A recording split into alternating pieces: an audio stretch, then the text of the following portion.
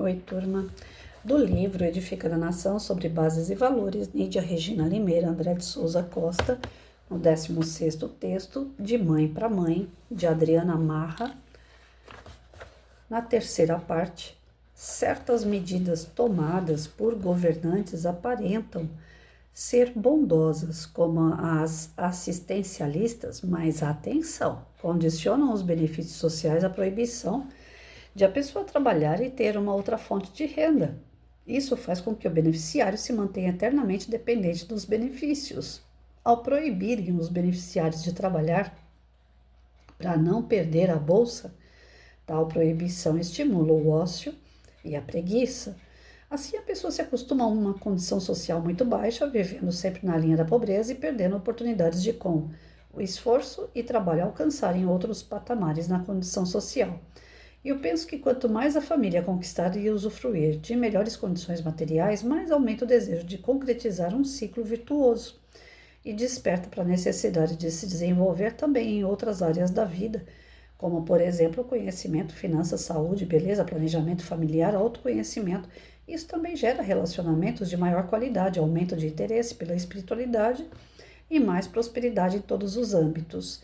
Esse ciclo virtuoso se intensifica até que possam alcançar um patamar no qual elas decidam que não precisam mais do benefício social, passando então a sentir orgulho de si mesmo por proporcionarem o sustento da família sem depender de ajuda governamental. Entretanto, as pesquisas mostram que ninguém consegue atingir esse nível caso se mantenha em condições sociais de sobrevivência, ou seja, se forem satisfeitas apenas suas necessidades mais básicas e sem nenhuma dignidade. Na década de 40, a teoria de Abraham Maslow, psicólogo americano, se tornou bem conhecida em todo o mundo porque se estruturou a hierarquia das necessidades e motivações do ser humano numa forma de pirâmide em relação à possibilidade de ascensão social. A ideia é apenas quando a pessoa superar as dificuldades de determinado nível é que ela adquire uma maturidade para se projetar ao próximo nível, ou seja, só ela consegue enxergar o degrau seguinte. Por exemplo, uma pessoa que precisa se preocupar com o que vai comer diariamente não consegue pensar em desenvolver um plano de vida ou de carreira. Essa possibilidade sequer existe para ela.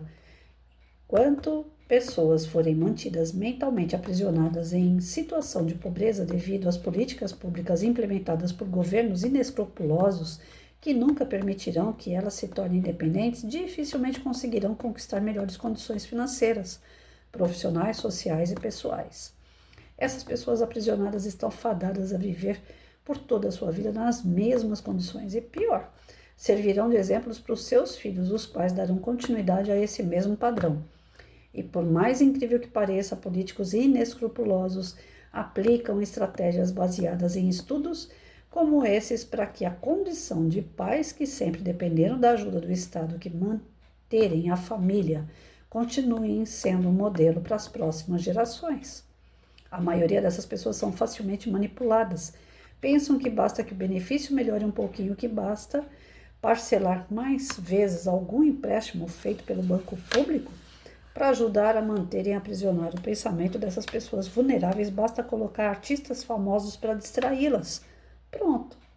O eficiente pão e circo entra em ação e adormece aquela população por mais um bom tempo. Nada acontece ao acaso. Tudo está bem pensado e arquitetado. Esse é o desenho da teoria desenvolvida por Maslow, pirâmide de Maslow. Lá no topo, desenvolvimento pessoal e espiritual. Para baixo, autoestima, confiança e respeito. Para baixo, família, amizade, intimidade amorosa. Para baixo, emprego, família, dinheiro, saúde. Embaixo, respiração, comida, água, sono, sexo e excreção. Então, ele faz uma pirâmide do que é necessário para que você possa evoluir, né? Essa situação, no entanto, pode ser também explicada com base na neurociência. Veja, recebemos vários estímulos externos, sutis ou impactantes, e temos reações previsíveis na maioria das vezes. Os maus governantes também contam com esse conhecimento e o usam para que seus planos deem certo. Esses estímulos podem ser, por exemplo, a informação de que o preço do café passou para R$100 o quilo, ou a conversa na qual seu filho lhe comunica que se identifica com o sexo oposto, ou ainda quando a prefeitura lhe comunica que você sofrerá uma desapropriação, ou a palestra que você assiste dizendo que os negros são vítimas da sociedade branca. Imagine cada uma dessas situações e preste atenção nas emoções que surgirão dentro de você. Ou seja, os estímulos são situações externas que impactam a nossa vida e, na maioria das vezes, as nossas reações são previsíveis por quem entende do assunto. Vou explicar rapidamente como as situações que aparentemente não passam de meras conversas e ideias são frutos de planos muito bem elaborados e se tornam realidade na vida prática, porque as pessoas de boa fé acreditam no que ouvem. A partir dessa crença, começam a agir como se aquilo que ouviram fosse verdade, transformando então dentro de si uma mentira como se fosse algo real. Depois eu continuo essa parte. Olha, gente.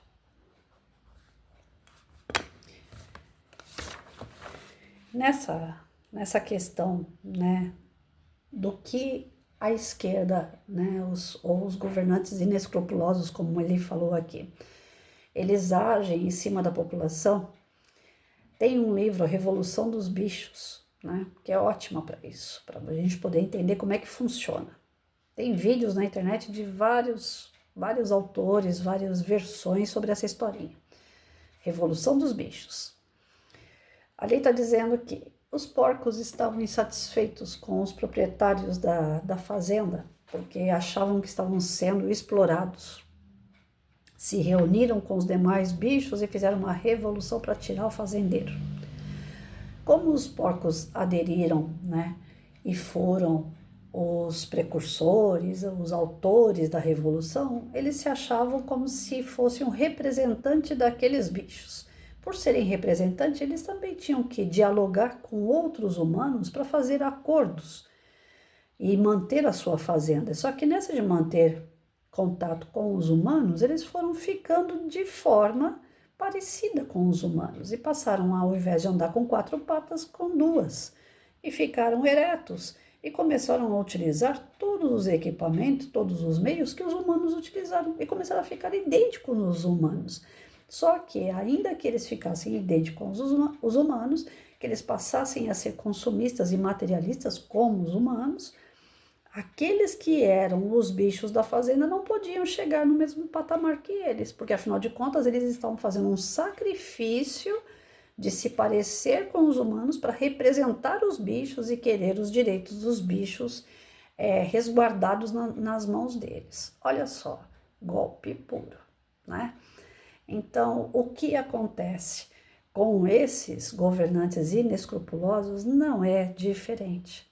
E a gente vê um vídeo aí de um determinado rapaz que se tornou moça e que não gosta de ser chamado de rapaz, né? Ele fala nos vídeos antigos o quê? Que o negro tem que aceitar ser negro, que o negro nasceu negro e tem que, não pode alisar cabelo, imagina, o cabelo tem que ser duro, o cabelo tem que ser crespo, porque negro é negro, tem que aceitar a sua negritude. Só que à medida que ele foi se infiltrando no meio da política e ganhando muito bem através do salário que ele conseguiu, através do voto, né, das pessoas que acreditaram nele, ele se tornou muito feminino, fazendo um monte de cirurgia, e alisou o cabelo e pintou de loiro. E hoje sai por aí fazendo propaganda de que ele está fazendo um sacrifício de estar entre aquelas pessoas do grupo político para representar um grupo que só fica aplaudindo a sua transformação e o dinheiro público que ele gasta, não com caridade, com projetos, mas com ele mesmo. Então, o que nós estamos fazendo que a gente não abre os nossos olhos? Vi um vídeo hoje pela manhã, perguntaram para algumas mulheres nas ruas, você é a favor do aborto? Aí uma sim, outra não, tal. Aquelas que disseram sim, a pessoa falou assim, então qual é o método do aborto que você aceita? E mostrou os métodos que tem. Tem de injetar um veneno na cabeça do feto, tem aquele que é para cortar o feto lá dentro do ventre da mãe em 1000 pedaços, tem vários tipos de método. Tem aquele que mata o feto de fome, não deixa passar os nutrientes para ele dentro do útero, enfim. Aí começou a mostrar os métodos para essas mulheres que são a favor do aborto. Ela, nossa, eu não sabia que era desse jeito. Não, desse jeito dói. Não, desse jeito, né? Aí uma delas falou assim, é de tanto a gente ficar ouvindo que nosso corpo é nossa regra, que a gente pode fazer o que a gente quer, né? Que é a gente que decide, que a gente tem essa liberdade. Eu não pensei como ia ser feito isso com as crianças. Então, muitos de nós deixamos nos levar pelas palavras, pelas narrativas que são colocadas como se fossem soluções. Aquilo entra no nosso coração como se aquele ser que tivesse ali no poder está representando soluções para melhorar a sociedade, para melhorar a vida das pessoas. E, no entanto, são ideias, são soluções trevosas, que acabam com a vida, que destroem famílias, que desestruturam as pessoas, que tiram os seus valores, seus princípios e colocam no lugar ideias que fogem de tudo aquilo que deveria ser para a nossa melhoria, para a nossa evolução. Como nós podemos atingir um desenvolvimento pessoal e espiritual matando pessoas, violentando pessoas? Jamais. Isso aí é uma contradição total do que seria uma evolução. Então, nós temos que raciocinar diante de tudo aquilo que esses governantes inescrupulosos propõem, porque nem tudo que reluz é ouro. A questão de você receber um Bolsa Família, um Bolsa isso, Bolsa aquilo, faz a pessoa ficar preguiçosa. É conveniente para mim ficar dentro de casa um dia de chuva, frio, né, recebendo 1.600 do governo sem ter que fazer absolutamente nada. E como eu estou acostumada a fazer isso, quando meu filho nasceu, eu já mostro para ele qual é o caminho para ele fazer a mesma coisa, né? Agora há pouco mesmo vi uma charge, uma brincadeira de internet, mas que infelizmente isso aí acontece por bobagem, né? Tá tendo aí vai começar aí a Copa, tal, eu não acompanho, né? Já teve épocas que eu fazia isso, hoje eu acho uma baboseira isso, só dinheiro e tempo perdido. E eu estava vendo uma charge, que isso não está longe de acontecer na realidade, uma pessoa falando, né? Quem quiser entre em contato comigo que eu tenho gesso para 45 dias. Né? Eu pago o gesso e vocês vão ter um atestado e o gesso para ficar em casa os 45 dias, né? Não ter que trabalhar para assistir a Copa. E vocês acham que eu duvido que um negócio desse aconteça? Que médicos vendam, né, atestados para as pessoas ficarem em casa? Não digo para ficar os 45 da Copa, mas que fiquem em casa sem estar doentes? Que pessoas vendam isso? Que pessoas vendam laudos médicos falsos? Não, tudo isso faz parte de uma cultura de corrupção. Tudo isso faz parte de uma cultura de atraso espiritual. Você está lesando o seu patrão, você está lesando a sua pátria, mas você está se beneficiando. Isso o que é? Egoísmo. Isso contradiz todos os ensinamentos de Cristo, que ele é contra o egoísmo e o orgulho. São as duas chagas que impedem a evolução humana e espiritual. Então, nós temos que tomar muito cuidado com as ofertas de alguns políticos. Esses dias atrás, eu estava vendo um vídeo na internet, o cara tinha pintado lá a rua, né? As pessoas se uniram para pintar a rua sobre a Copa.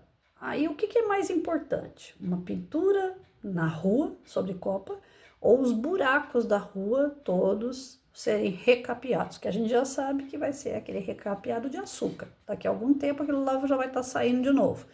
O ideal, onde tem um asfalto que está cheio de buraco, é cortar e fazer direito, não ficar remendando. Mas nenhuma prefeitura faz isso. Todos vão lá e ficam tampando buraco. Projeto tampa buraco é a coisa mais linda do mundo, né?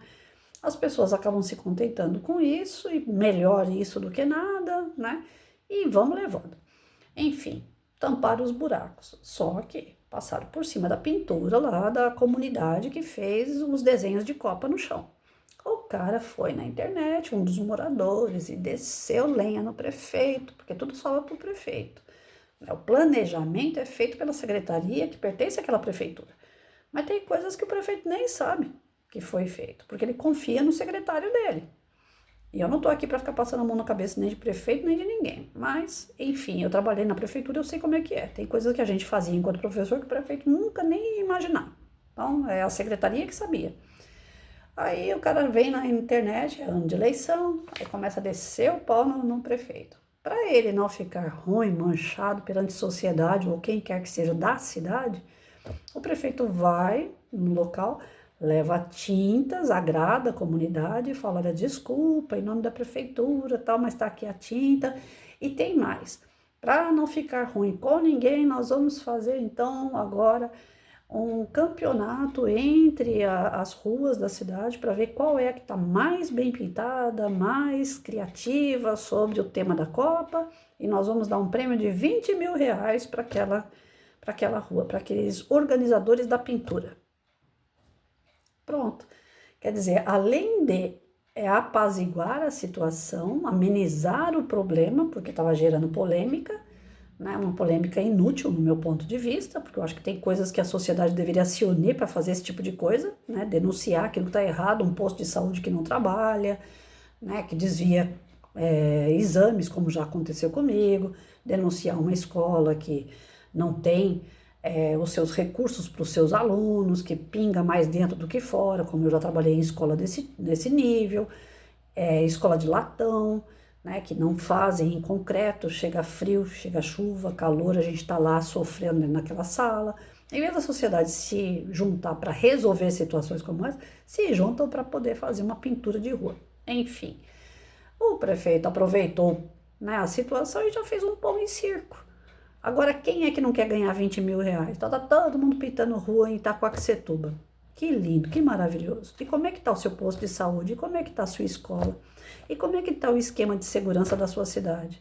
Aqui mesmo, em plena luz do dia, 6 horas da tarde, né, encostaram meu vizinho, um senhor de idade, colocaram ele dentro do carro, levaram embora, obrigaram ele a fazer um empréstimo no banco, colocaram ele em cativeiro, depois liberaram e o carro sumiram com ele. Ele teve que voltar para casa a pé.